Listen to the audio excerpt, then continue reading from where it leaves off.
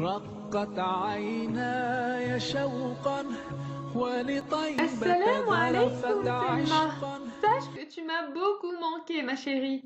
Tu m'as aussi beaucoup manqué, grand-mère, mais j'étais malade. Parce qu'elle ne mangeait pas bien. Elle sautait le petit déjeuner et elle se cachait de maman à l'heure du repas. Et elle ne mangeait pas les légumes. Voyons, Selma, le repas du petit déjeuner est très important et les légumes, ils participent à la constitution d'une bonne santé. As-tu compris, grâce à ta maladie, leur importance pour notre santé?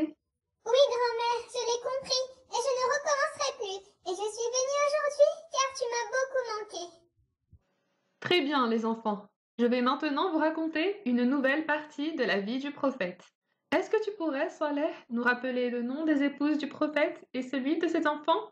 Ou par exemple, nous dire l'année dans laquelle est né le prophète, que la paix et le salut soient sur lui. Absolument, grand-mère.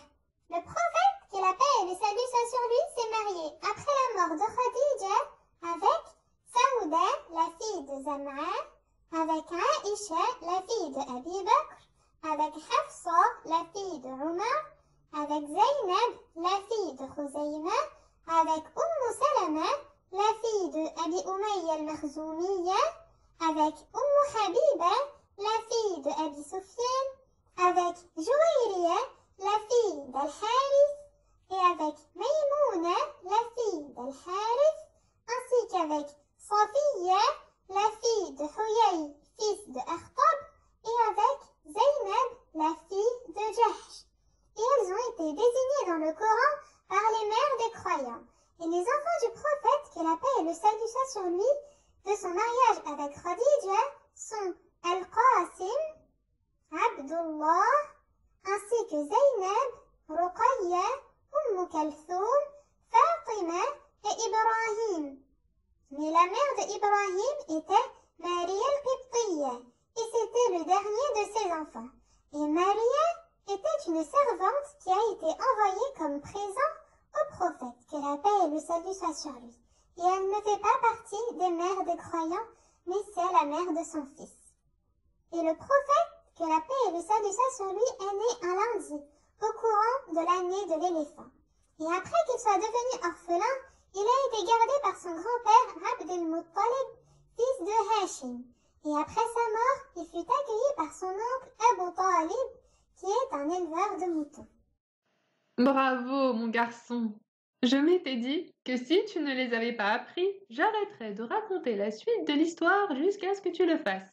Mais tu m'as rendue si fière de toi et ravie. Je te félicite.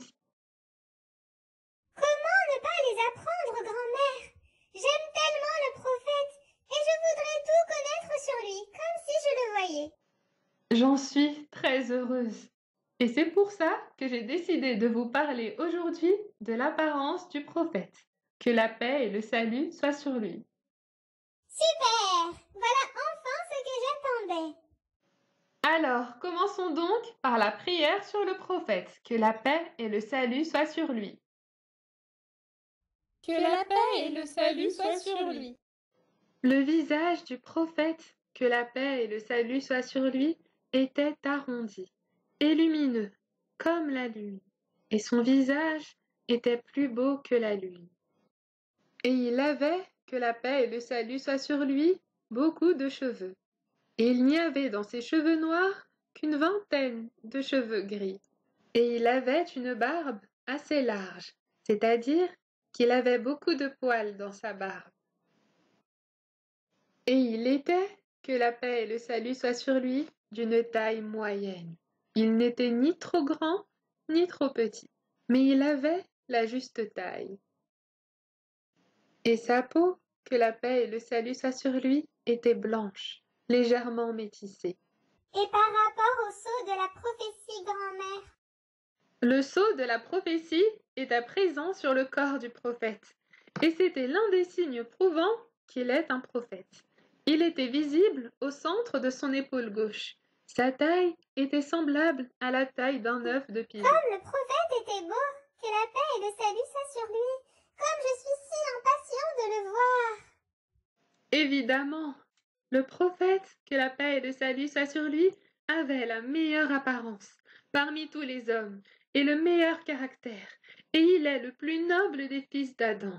Et parce qu'il nous manque à nous tous, nous devons apprendre l'histoire de sa vie et suivre son chemin, que la paix et le salut soient sur lui. Inch'Allah, grand-mère. Regardez, il a commencé à pleuvoir. J'aime beaucoup la pluie. Oh Allah, fasse que ça soit une pluie profitable. C'est quoi le nom du prophète en entier? Je vous le dirai la prochaine fois, Inch'Allah.